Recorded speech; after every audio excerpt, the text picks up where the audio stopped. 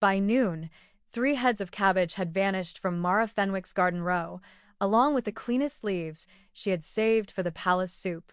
She followed a trail of torn green pieces beyond the kitchen wall, past the herb shed, and toward a narrow irrigation gate no servant was supposed to use. The rusty latch hung open. Beyond it waited the abandoned moon orchard, silent beneath pale autumn sunlight. Mara should have turned back. Instead, she heard a child whisper, "Give her the soft part. She has tiny teeth." Curiosity pulled her through the gate. In the middle of the overgrown grass, 3 royal pups sat upon a picnic blanket.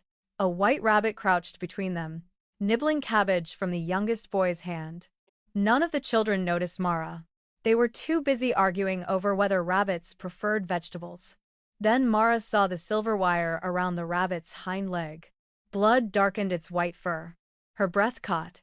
Silver traps were forbidden near royal children. She stepped forward before caution could stop her. The oldest boy sprang up, placing himself between Mara and the others. "We didn't steal her," he said. "She came to us." Mara lowered her basket. "I believe you. But someone tried to hurt her very badly." She knelt several feet away and placed a cabbage leaf on the grass. The rabbit's nose trembled, but it did not move. Mara waited. She spoke softly, not to the children, but to the frightened creature. "You choose the distance." After a long moment, the rabbit limped toward her. Mara reached for the wire. A deep, thunderous growl rolled through the orchard behind her before her fingers could touch it. Every child froze. Mara slowly turned. Ashfang stood beneath the apple trees, enormous and black, his scarred muzzle lifted toward her. The royal werewolf had attacked 3 caretakers since the Luna's death. The guards outside the wall began shouting for Mara to run. She did not. Running would make the rabbit struggle, and the wire had already cut too deeply. Mara kept one hand open beside her knee. Ashfang approached until his breath warmed the back of her neck. Mara's hands shook, but she did not hide them. "I'm afraid," she whispered. "I'm still staying." The wolf circled her once. Then he lowered his head and pressed his muzzle against her shoulder. Gasps rose beyond the wall. Mara released the breath trapped inside her chest. Only then did she cut the wire and wrap the rabbit's bleeding leg. Boots thundered through the orchard gate. Captain Gideon entered first, sword drawn, followed by 6 guards. Behind them came Alpha King Rowan Blackthorn. His dark cloak snapped in the wind. His eyes moved from the forbidden picnic to his children, then to Mara kneeling beneath Ashfang's lowered head. The king's expression turned colder than stone. "Step away from my heirs," he commanded. Mara started to rise, but Noah protested loudly. She helped Snowdrop. The little boy held up a crooked piece of cabbage. "You can sit with us, too, but no swords at the picnic." Silence covered the orchard. Gideon looked away, hiding what might have been a smile. Rowan stared at his youngest son, then slowly removed his sword and laid it beyond the blanket. He sat stiffly in the grass, as though surrendering to a vast enemy army. For one fragile minute, no one spoke. Maisie offered Rowan a cup of watered berry juice. Caleb guarded Snowdrop, while Mara checked the bandage. Ashfang lay beside the blanket, watching every guard. Rowan's face changed when Noah laughed. The sound seemed to strike somewhere beneath the armor he wore, even without steel. Then Snowdrop sniffed a piece of bread taken from the nursery basket and jerked away with sudden alarm.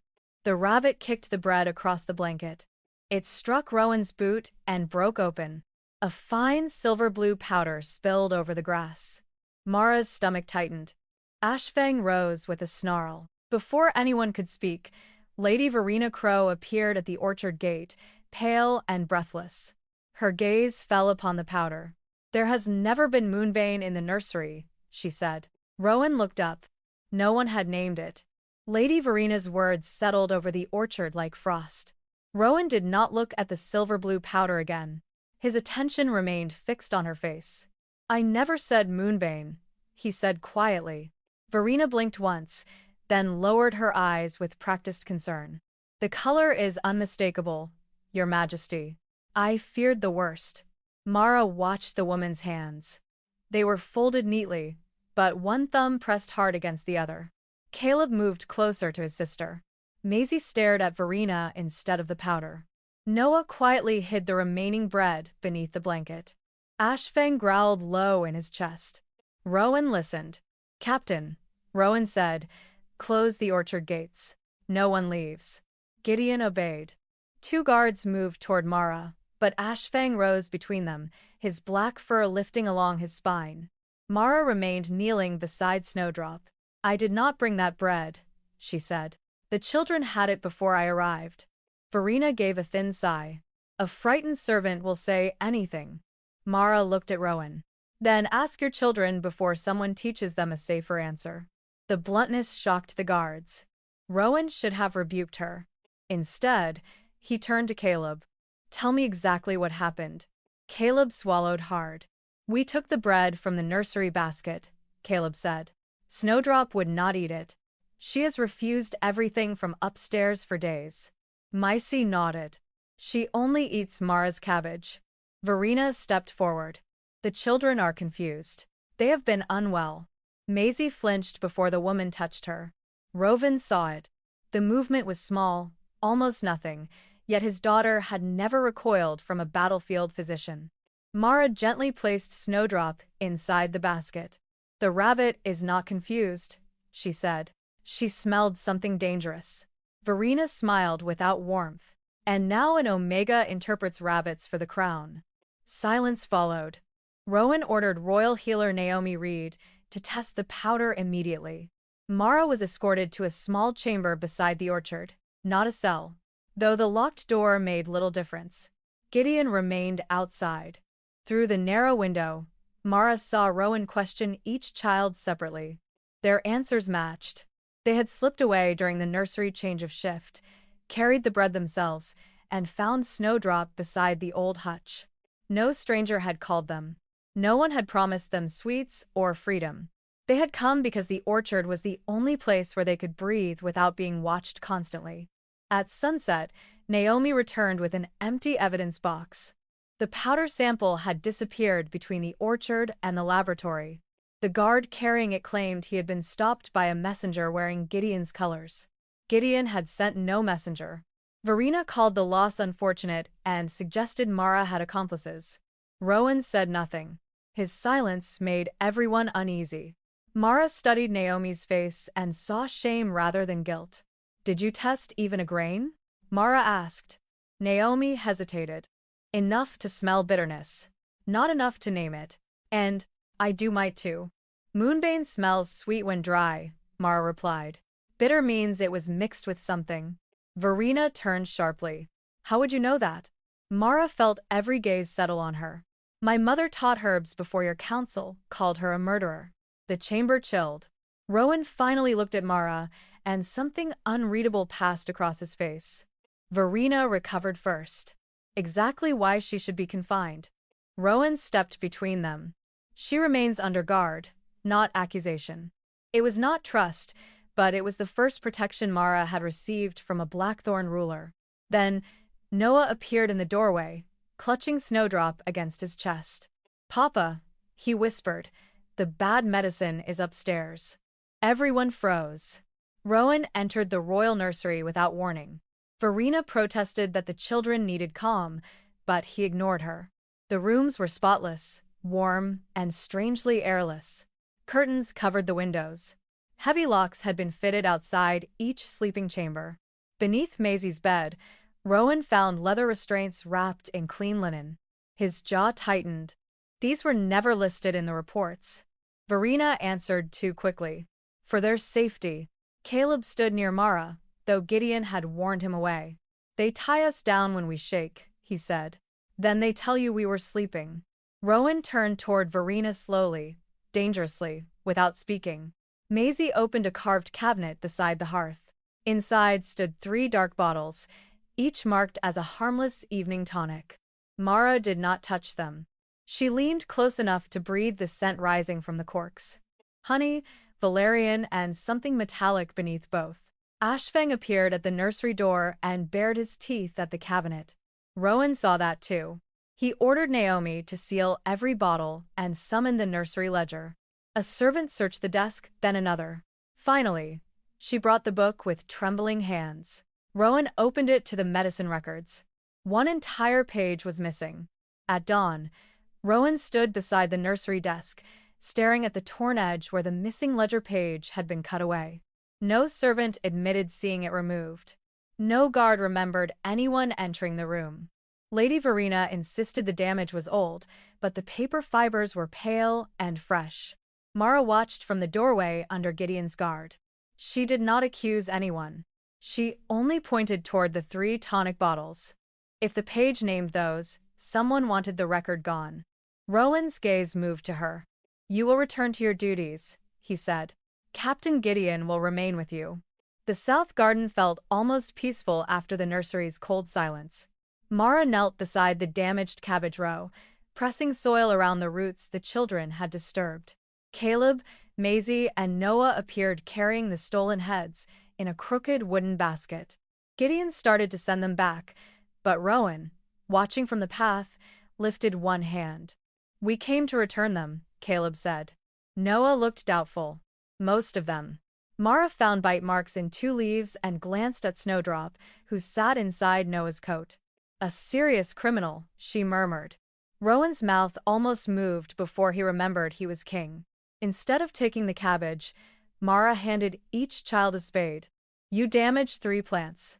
You can help grow 6. Maisie stared at the dirt beneath her polished shoes. "Lady Verena says royal hands are not for gardening." Mara loosened the soil. "Then royal hands have been denied an excellent education." Rowan raised an eyebrow, but said nothing. Soon Noah was burying seeds too deeply. Caleb was measuring every row like a military formation, and Maisie was laughing because Snowdrop kept stealing the markers. Rowan watched from beneath an apple tree. Their scents held only sunlight, earth, and childish pride. The calm broke when a healer crossed the training yard beyond the garden wall. She carried a leather medicine case stamped with the royal seal. Ashfang, resting beside the children, rose so fast the basket overturned. His lips pulled back, exposing long white teeth. The healer froze. Guards rushed forward with chains. Rowan stepped between Ashfang and the pups, his claws lengthening. "Hold him," someone shouted. Mara smelled honey, bitter valerian, and the faint metallic sweetness from the nursery bottles. "Do not chain him," she said. Gideon seized her arm. "That wolf can tear through armor." "Then stop frightening him." Mara asked the healer to set the case down and walk backward. The woman obeyed, trembling. Ashfang followed the bag with his eyes, not the healer. Mara moved into the yard and crouched several feet from him. "You are not angry with her," she whispered. "You are warning us." Rowan heard her, though she had not spoken to him. He ordered every weapon lowered. Gideon released Mara's arm. When a guard carried the medicine case beyond the gate, Ashfang's growl softened. His claws withdrew from the earth. He crossed to Mara, sniffed her sleeve, then sat beside her like stone. Rowan opened the abandoned moon orchard himself before sunset. He brought no council members, only Gideon, Mara, and the children. Snowdrop hopped ahead through the grass while Ashfang followed without a sound. Rowan stopped beside the faded picnic blanket. Why did he react to the case? Mara examined a scrape Ashfang had left in the soil. The same reason Snowdrop rejected the bread. Something inside frightened them. "Animals do not understand poison," Rowan said. Mara looked toward the werewolf. "They understand what pain smells like." The answer unsettled him because it sounded less like a theory than a memory.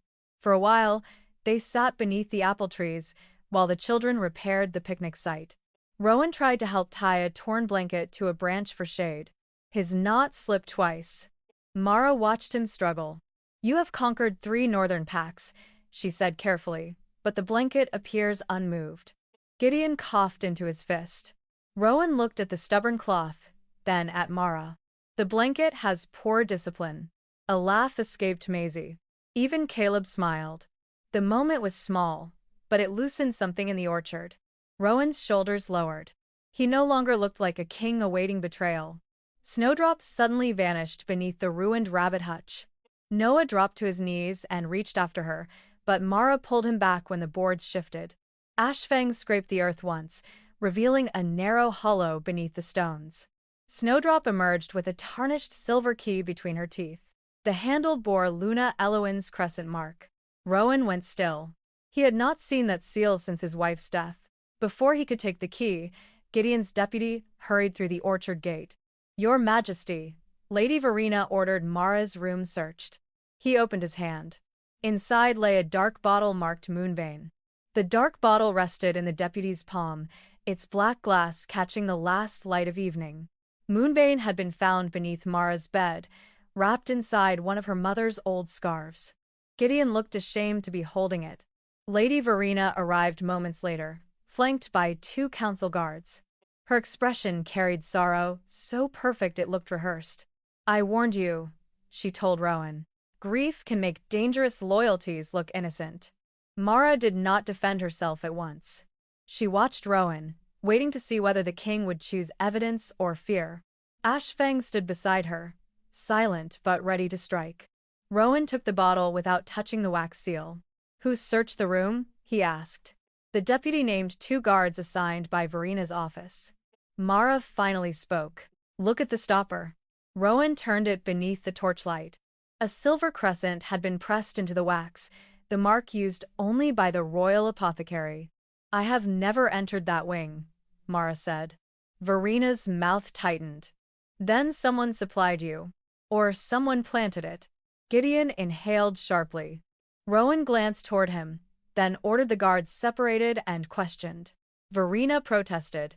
Rowan's voice hardened. "Truth does not fear being questioned, Lady Crow." The key from Snowdrop opened a narrow cabinet hidden behind vines in the orchard wall. Rowan struggled with the rusted lock until Mara quietly said, "You conquered 3 northern packs, but the cabinet appears unmoved." Gideon coughed to hide a laugh. Rowan gave the lock one final turn. "The cabinet has poor judgment." The door opened with a groan. Inside lay dried herbs, faded ribbons, and a leather notebook bearing Miriam Fenwick's name. Mara's hands trembled before she touched it. The first pages described Luna Eloin's fever. Several lines had been crossed out in red ink. One sentence remained untouched. Mara read it aloud. "The tonic worsens her fever. Test the blue sediment before another dose." Beneath the sentence, Miriam had drawn the same crescent seal pressed into the Moonbane bottle. Rowan went still. He remembered signing the exile order, while Eloin's funeral fires still burned. He had never read this notebook.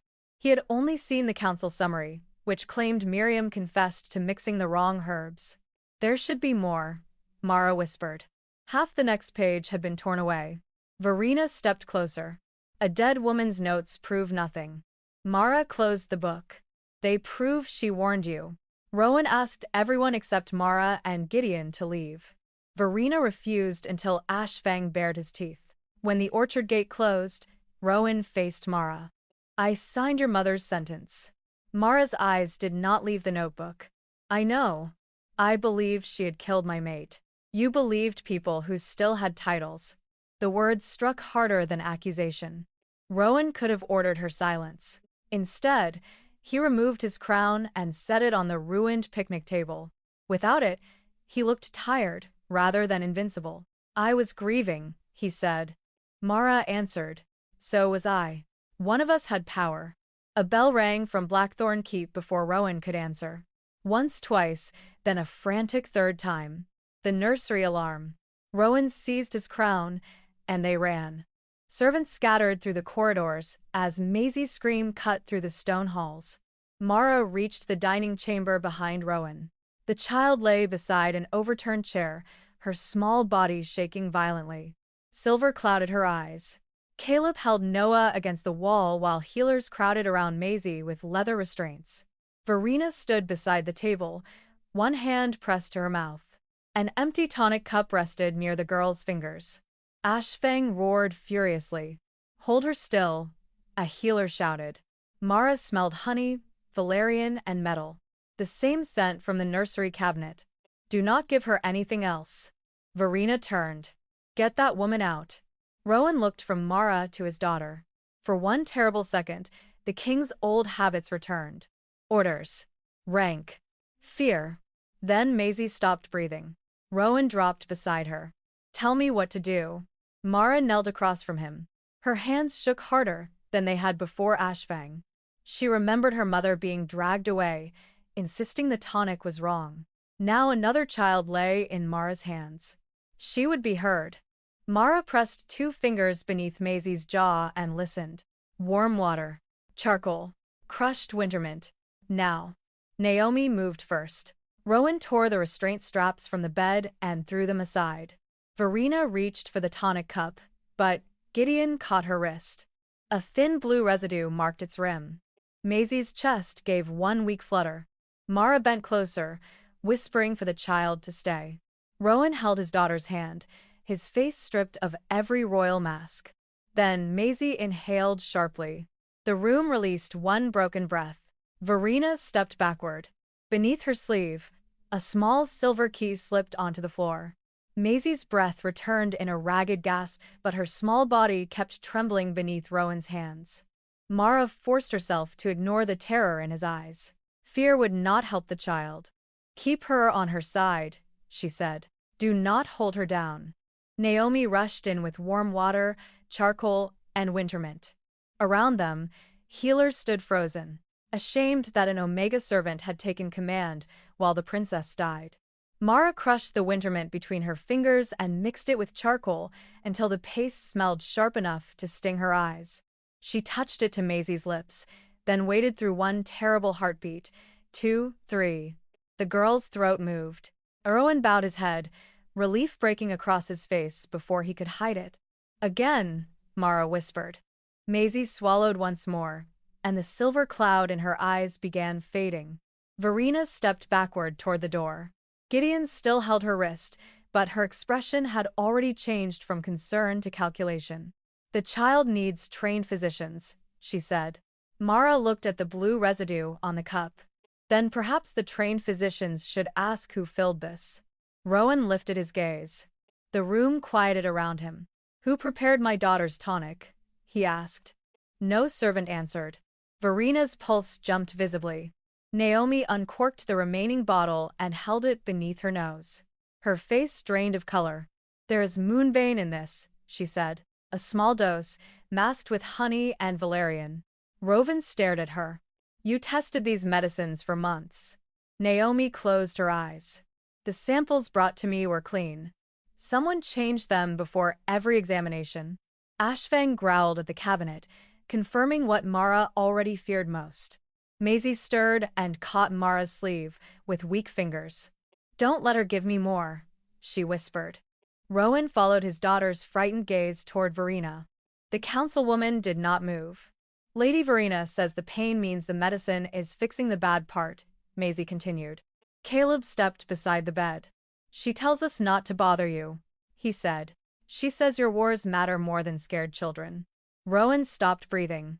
The words struck him harder than any blade. He looked at Caleb, then Noah, who stood pressed against the wall with Snowdrop trembling inside his arms. Rowan had crossed burning borders to protect them. Yet, in his own home, his children had learned that their fear was an inconvenience. He reached for Maisie's hand, but she looked at Mara first. That tiny hesitation shattered something inside him completely, and without mercy.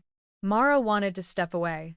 She remembered her mother kneeling before guards, begging Rowan to examine the tonic before signing her exile.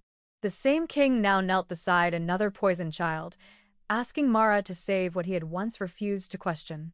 Anger rose hot beneath her ribs. Still, Maisie tightened her grip. Mara stayed. Compassion was not forgiveness. It was simply refusing to let an innocent child pay again. Naomi prepared a stronger antidote from wintermint, charcoal, and powdered silverleaf. This time, Rowan watched every measure himself. No attendant touched the cup. Mara guided Maisie through each swallow while the king counted her breaths aloud. Slowly, the shaking eased. Color returned to the girl's cheeks. Ashfang lowered himself beside the bed, placing his scarred head beneath her dangling hand. When Maisie opened her eyes, Rowan whispered, "Forgive me." Maisie did not answer him. She looked at Mara instead. "Will you stay until I sleep?" Mara glanced toward Rowan. The king gave one silent nod. She sat beside the child and brushed tangled hair from her forehead. Rowan lowered himself onto the floor near the bed, too exhausted to pretend he belonged anywhere else. For the first time, the royal nursery held no orders, only breathing and shame and hope. The quiet ended when armored footsteps filled the corridor. Council guards entered carrying a sealed warrant. Gideon read it once, then looked at Rowan with disbelief. This orders Mara Fenwick's immediate arrest for poisoning the royal heirs. Mara rose slowly, careful not to wake Maisie. The warrant bore Rowan's signature and royal seal. But the date was today. Rowan had signed nothing. Behind the guards, Verena smiled for one heartbeat. The warrant remained between Gideon's hands, while every breath in the nursery seemed to stop. Rowan read the signature, then the date, then the seal pressed beneath his own name. His face revealed nothing. Mara understood why. If he openly rejected the order, Verena would know he had begun seeing through her. If he accepted it too easily, the children would believe he had abandoned them. Rowan folded the paper once. "The law will be followed," he said. Maisie cried. Mara offered her wrists before the guards reached for her. She would not let them drag her past Maisie's bed like a convicted murderer. Caleb stepped forward, but Rowan caught his shoulder. "Not now," the king said. His voice sounded cold enough to wound. Only Mara noticed his thumb pressed twice against Caleb's sleeve, a field signal for patience. Verena watched Rowan carefully. Mara lowered her gaze and allowed iron cuffs to close around her hands. Ashfang growled behind her. The holding chamber beneath the council hall smelled of wet stone and old fear. Mara sat alone on a narrow bench, listening to footsteps pass beyond the door. She thought of her mother in another cell, waiting for a king who never came. The memory hurt more than the cuffs. When Rowan entered, he brought no guards. He did not unlock her chains. "I need them to believe I doubt you," he said. Mara answered, "That should be easy." Above them, the Moon Council gathered around a black oak table. Verena presented the bottle from Mara's room, the missing powder sample, and Miriam's condemned name as if they formed one perfect chain. Dorian Crow sat beside his mother, dressed in silver and mourning gray. "The Omega wants revenge," he said. "She poisoned the heirs to punish the crown." Rowan remained on the throne, distant and unreadable. He asked only one question. "Who benefits if my children are declared unstable?" No one answered before the doors burst open. Caleb entered without permission, his face pale but determined. Gideon followed, pretending he had failed to stop him. "Mara did not poison us," Caleb said. Verena softened her expression. "You are frightened, Your Highness. That woman has confused you." Caleb shook his head. "You gave us the medicine. You said Father wanted us quiet." A murmur crossed the chamber. Rowan's fingers closed around the arm of his throne with terrible, deliberate control. Verena rose. "Children repeat whatever earns affection." Caleb flinched, but did not retreat. "Then ask Maisie why she hides the cups. Ask Noah why he pretends to sleep when your attendants come." Dorian struck the table with his palm. "This is manipulation." Rowan looked at his son, not the council. "Did Mara tell you to come here?" Caleb swallowed. "No. She told us frightened people deserve the truth, even when powerful people hate hearing it." Rowan's gaze shifted to Verena. The council voted to transfer Mara to Ironpine Fortress before nightfall. Rowan did not oppose the motion. He merely demanded that Gideon supervise the transfer and that every seal be recorded. Verena relaxed for the first time. Below the hall, Mara heard the cell door open and expected soldiers. Instead, Snowdrop squeezed through the bars, carrying a torn corner of parchment in her teeth. Mara recognized the council crest before the rabbit began chewing it with fierce concentration and enthusiasm. The transfer began after sunset. 4 guards led Mara through the lower corridor, while Gideon walked beside her. Ashfang waited at the outer gate. The moment the guards approached the wagon, he stepped in front of it and lowered his massive body across the road. Spears lifted. Gideon ordered them down. "He is protecting a royal witness," he said. One guard laughed nervously. Ashfang showed his teeth. No one laughed again. Mara looked toward the windows, searching for Rowan's shadow. Gideon climbed into the wagon, closed the door, and placed the forged warrant beside Mara. "The king noticed the seal is wrong," he whispered. "The crescent points east on current documents. This one points north." He produced a second scrap from the archive.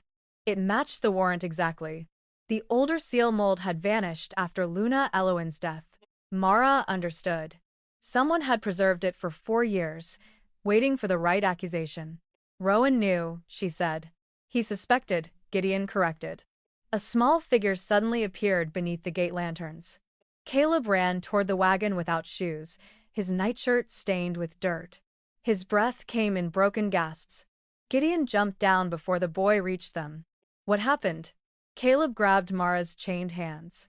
"Noah is gone." Behind him, alarm bells erupted across Blackthorn Keep. Maisie had awakened to find the nursery window open, Snowdrop's white fur caught on the sill, and a trail of cabbage leaves leading toward the winter tunnels. The alarm bells were still ringing when Rowan reached the lower gate. He saw Caleb clinging to Mara's chained hands, Gideon beside the wagon, and Ashfang blocking the road. For one moment, the king looked less like a ruler than a father whose worst fear had finally found him. "Remove her chains," he ordered. The council guards hesitated. Lady Verena appeared above the steps, wrapped in a dark cloak. The transfer was approved. Rowan turned toward her. "My son is missing. Until he is found, Mara Fenwick remains under my protection. Anyone who touches her answers directly to me alone." Verena's expression barely changed, but Dorian, standing behind her, went pale. Rowan cut the cuffs from Mara's wrists himself. The iron fell onto the stones with a sound that silenced every servant in the courtyard. Mara rubbed the bruised skin, but did not thank him. This was not forgiveness. Rowan seemed to understand. "Tell me what you need." She examined the cabbage leaves Caleb had carried. They were fresh, their torn edges wet with sap. One bore a smear of black ash. "The winter storehouse tunnels," she said. "Heating vents pass beneath the nursery. Someone used them to take Noah without once crossing a guarded hall." 8. Inside the nursery, Maisie sat wrapped in blankets, refusing every cup brought near her. Snowdrop scratched furiously at the wall beneath Noah's window. Mara knelt and found a narrow gap behind the carved paneling. Cold air breathed through it, carrying dust, cabbage, and the bitter sweetness of moonbane. Rowan touched the stone frame. "I sealed these passages after Eloin died." Gideon examined the hinges. Fresh oil shone along the pins. Caleb whispered. "Lady Verena said the walls were sick. She told us never to listen when they made sounds." Rowan closed his eyes. "From now on you tell me everything." Snowdrop squeezed through the opening before anyone could stop her. Ashfang forced the panel wider with one shoulder. The hidden passage descended beneath the keep, narrow enough that Rowan had to turn sideways. Mara went first because she could read the trail. Cabbage fragments marked the stones every few yards. Noah had dropped them deliberately. He remembered the path game, Caleb said, pride and fear fighting in his voice. Mara glanced back. "He is helping us find him." Behind them, Verena demanded guards accompany the search. Rowan refused. "You controlled these halls. Tonight I decide who walks beside my children." The tunnel opened into an abandoned supply chamber beneath the moon orchard. Crates lined the walls, each stamped with nursery seals. Gideon broke one open. Inside were dozens of dark bottles identical to the tonic that had nearly killed Maisie. Another crate held silver wire, folded restraints, and false medical labels. Rowan's face went still. Mara knew that stillness now. It was the silence before his anger became dangerous. Beneath a loose board, Caleb found a ledger. Payments ran through every page: guards, attendants, couriers, even council scribes. At the bottom appeared Dorian Crow's name beside 2 words: Crown Protector. Rowan read the entry twice. The plan was simple. If his children were declared mentally unstable, the Moon Council could remove them from succession and appoint Dorian until the kingdom was safe. Verena had not merely poisoned 3 children. She had created the sickness, controlled the reports, and prepared her own son to inherit the cure. A cry traveled through the tunnel. Mara lifted her head. Noah. They followed the sound toward the winter storehouse. Snowdrop ran ahead, then stopped at a fork and chose the left passage. After several steps, she returned indignantly. Even inspectors make mistakes, Gideon muttered. The right passage ended at an iron door. From beyond it came Noah's muffled sob and Verina's calm voice. She was telling him his father had chosen Mara over him. Rowan reached for the handle, but Mara caught his wrist. An invisible wire stretched across the threshold. A trigger, she whispered. Gideon followed it upward to stones packed above the doorway. Rowan looked at Mara's hand on him, then at her face. She released him. You were about to bring the ceiling down. He nodded. Then I am fortunate you keep questioning my judgment. It was apology, trust, and warmth. They disarmed the wire and entered the storehouse. Noah was tied to a chair beside stacked moonbane crates. Verina stood behind him with a silver knife, while Dorian waited near a second door. One signature, Verina said. Named Dorian Protector and the boy lives. Rowan stepped forward without hesitation. Take the throne. Mara looked at him. He meant it. Before Verina could answer, Ashfang lunged through the doorway. Dorian kicked a hidden lever. The floor split beneath Mara and Rowan. As they fell into darkness, Noah screamed above them, and Verina's footsteps moved calmly toward the edge of the pit. Mara struck the stone floor hard enough to drive the air from her lungs. Rowan landed beside her, one shoulder taking most of the fall. Above them, the trapdoor slammed shut, cutting off Noah's scream. Dust rolled through the darkness. For several heartbeats, neither moved. Then Rowan pushed himself upright and reached for Mara. She caught his hand, rose unsteadily, and felt warm blood beneath his sleeve. You're hurt, she said. Later, he answered. From somewhere overhead came Verina's voice, calm and merciless. Sign the decree, Rowan, or your son dies before dawn. The king's hand tightened around Mara's fingers once. Rowan searched the pit walls until his fingers found an iron ladder buried beneath dust. Several rungs had broken away. He tested the remaining ones, then looked at Mara. You should leave when we reach the tunnel. She stared at him. Your son is above us. And my choices destroyed your mother. His voice roughened. I signed her exile because grief was easier than doubt. I let powerful people think for me. You owe this kingdom nothing. Mara heard no excuse, only shame. That made the truth harder to hate. Climb, she whispered. Confess after Noah is safe. Not before. They climbed through the broken shaft, Rowan forcing his injured shoulder against the highest rung. Mara pushed from below until he reached the ledge and pulled her after him. The passage split ahead. One path led toward the outer forest, where moonlight shone through a cracked grate.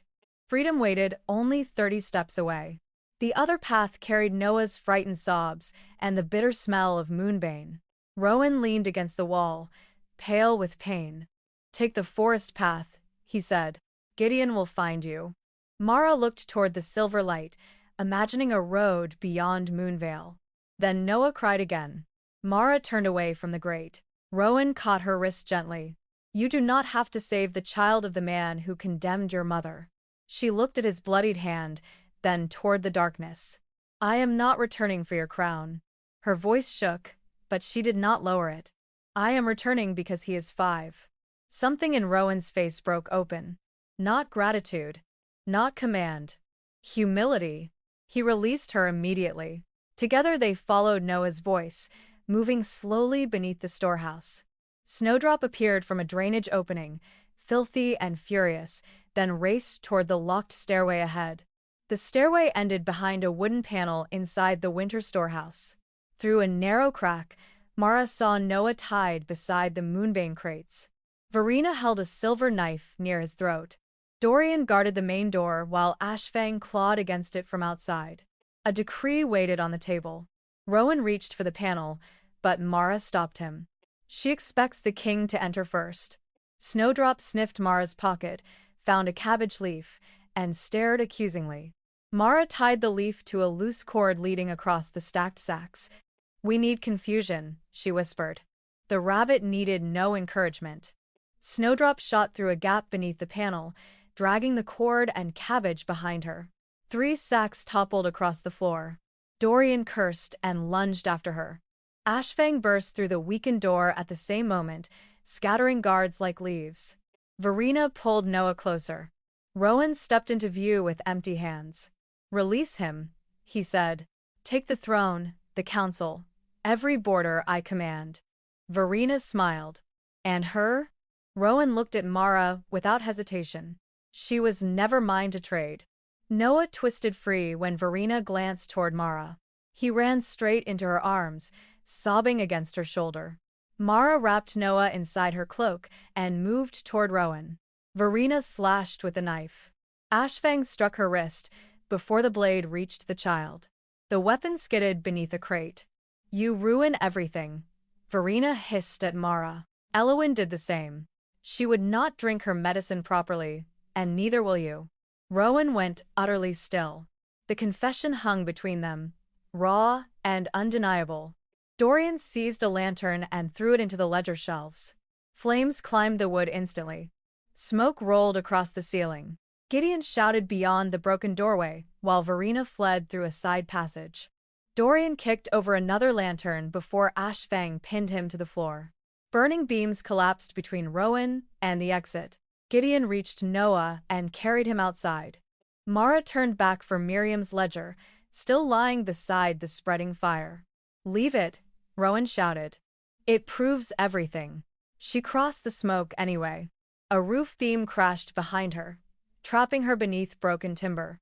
Verena's footsteps echoed from the escape passage, growing fainter. Rowan had one clear path to pursue the woman who had poisoned his mate and stolen his son. Instead, he turned from vengeance and ran back toward Mara. Rowan reached Mara as fire climbed the shelves behind her. A fallen beam pinned her cloak and leg while smoke folded across the floor in black waves. He dropped beside her and drove his hands beneath the timber. Pain tore through his injured shoulder, but he did not stop. "Leave me," Mara coughed. "Take the ledger." Rowan looked at the pages trapped near her fingers. "I already chose," he said. He lifted until the beams shifted, and Mara crawled free. Outside, Gideon dragged Dorian into the snow as Ashfang guarded Noah. Verena had escaped, but the burning storehouse had nowhere left to hide its secrets. Snowdrop darted through a broken vent and returned with a leather strap clenched in her teeth. Caleb followed the rabbit to an iron box wedged beneath fallen boards. Inside lay Miriam's complete notes, payment records, and sealed instructions bearing Verena's hand. Mara held the smoke-darkened pages against her chest. At last, her mother's truth survived. Rowan carried Mara from the building moments before the roof collapsed. He set her beside Noah, then knelt until father and son were eye to eye. Noah touched the blood on Rowan's shoulder. "Did you come back for her?" Rowan glanced toward Mara. "Yes." The boy considered that answer with solemn care. "Good." He wrapped one arm around his father and the other around Mara. For a moment, rank, guilt, and suspicion disappeared beneath Noah's need to hold them close. Before dawn, Rowan summoned the Moon Court. Every noble, healer, captain, and senior servant was ordered into the Great Hall. No report passed through Verena's office. No witness spoke behind a closed door. Rowan placed Miriam's recovered ledger on the black oak table and remained standing beside it, without his crown. Mara entered with bandaged wrists and soot in her hair. Whispers followed her across the chamber. Rowan silenced them with one sentence: "Address her by name, or remain silent." Naomi testified first. She explained how clean samples had repeatedly arrived at her laboratory while poison bottles remained in the nursery.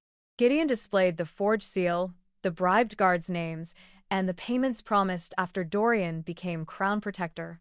Caleb and Maisie spoke together, their small hands locked between them. They described the restraints, the hidden tonics, and every warning that their father was too busy to care. No one interrupted. Even council elders lowered their eyes as children spoke. Mara opened Miriam's notebook. Her voice trembled only once as she read the final entry. "The The former Luna's fever had worsened after Verena personally replaced Naomi's medicine with a blue tonic. Miriam had hidden a sample and requested an investigation. The request never reached Rowan. Instead, Verena copied Miriam's signature onto a false confession and ordered her removed before sunrise. Rowan listened silently. He stepped forward before the entire court. "I signed it," he said. "Her innocence condemns my failure." The great doors opened before the court could respond. Verena entered in a travel cloak, escorted by 6 guards still loyal to her. She held a narrow silver ring against her palm. "A moving confession," she said. "But grief has made this court sentimental." Dorian shouted that she had abandoned him. Verena never looked his way. Her eyes remained on Rowan. She crossed the hall, claiming she would surrender. Ashfang rose beside Mara and growled at her hidden hand once. Rowan extended his hand. Verena smiled and reached toward him. Ashfang's growl became a roar. Mara saw blue powder caught beneath the ring's hinged stone. "Do not touch her," Rowan warned. Verena lunged anyway. Gideon struck her wrist aside, and the ring burst against the floor. Moonbanes scattered across the throne steps. One loyal guard drew his sword, but Caleb shouted his name. The man hesitated. That heartbeat was enough. Rowan disarmed him as Ashfang forced Verena down before everyone. Verena's mask finally broke. She called compassion weakness, children liabilities, and Rowan unfit to rule because he had chosen a servant over his bloodline. Rowan descended the steps until he stood before her. "She protected my bloodline when you poisoned it." He ordered Verena stripped of office, property, and council rank pending judgment.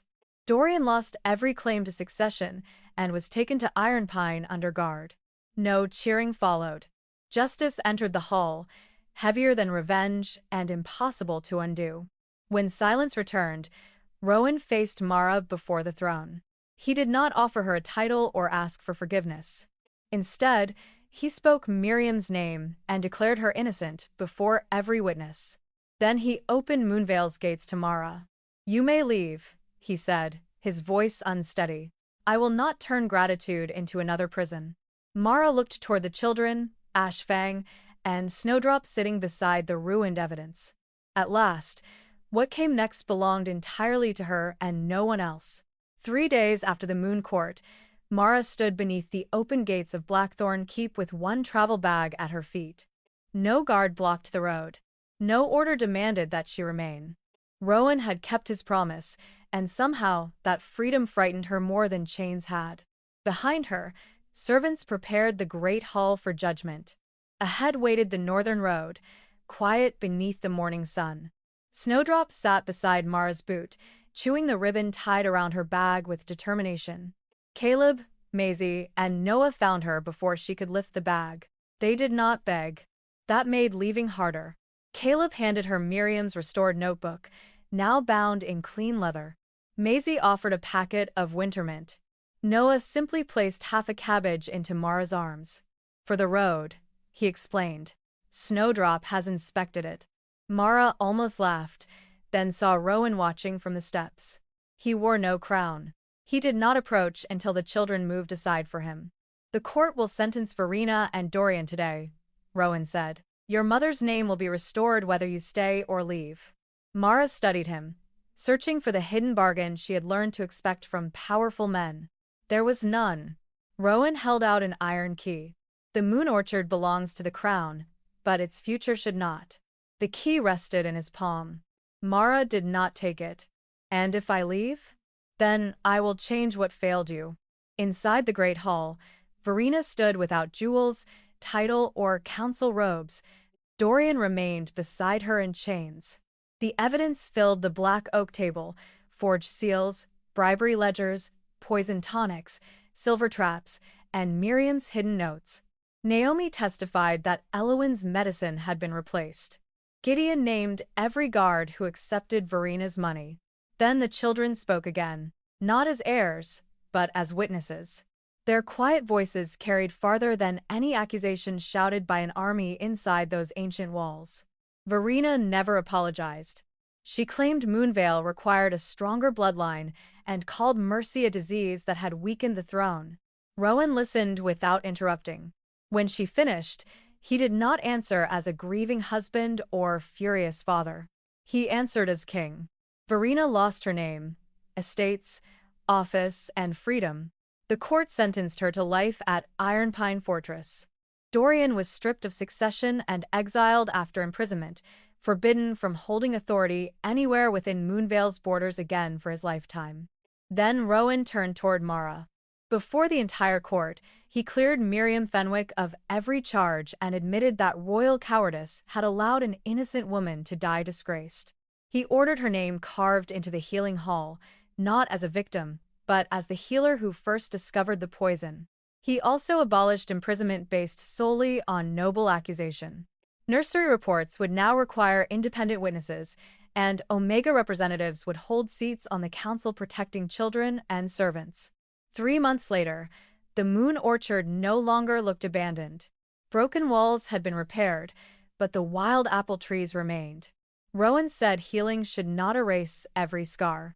Children from across the pack played beneath their branches. Orphaned pups shared blankets near Ashfang, who slept in the sunlight with Snowdrop between his paws. Mara directed the new royal garden and healing program from a simple wooden table. She accepted the position because it carried work, not a decorative title. That afternoon, Caleb spread the old picnic blanket beneath Elowen's favorite tree. Maisie brought berry juice. Noah carried a golden serving plate covered with cabbage leaves and announced that Snowdrop had been promoted to Royal Food Inspector. Rowan arrived without guards and sat down before anyone invited him. "Your sword," Noah reminded him. Rowan placed it outside the blanket. Mara raised one eyebrow. The king learned slowly. Rowan accepted a damaged cabbage leaf. "My teachers are unusually severe with me." When the children ran to show Gideon their garden beds, Rowan remained beside Mara. He did not mention fate, scent, or the bond both had begun to recognize. "I love you," he said, "but love does not give me a claim over your life." Mara looked at the orchard, the children, and Miriam's name carved above the healing house. "What are you asking?" Rowan offered his hand. "One day at a time.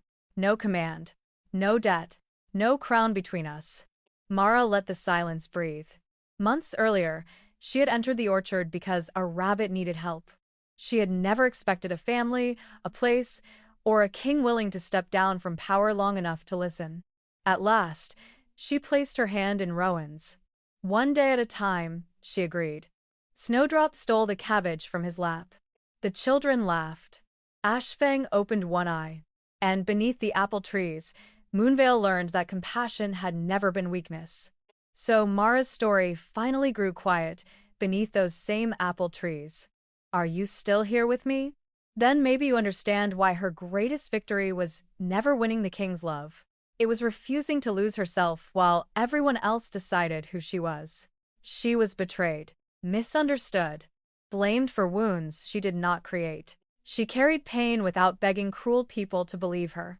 And when the gates opened, she was willing to walk away not because she felt nothing, but because dignity mattered more than being chosen by someone who had once failed to see her. That may be the hardest lesson in her story. We cannot control who lies about us, who leaves us, or who realizes our value too late.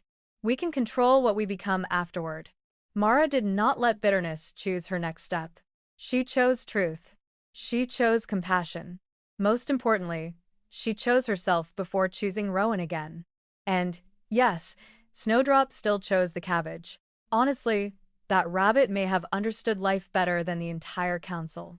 If this story reminded you to protect your dignity, leave one word in the comments. Dignity. And, gently, please like, share, and subscribe if you would like to hear another story with us.